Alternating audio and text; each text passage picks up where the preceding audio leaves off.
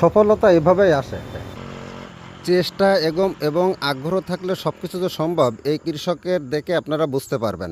এই কৃষক রাস্তার পাশে অল্প একটু জায়গায়, এখানে বেশি না ২০ থেকে ২৫ ফুট জায়গায় ইনি পল্লা লাগিয়েছেন এবং সে পল্লায় কিন্তু খুবই ফলন ভালো হয়েছে।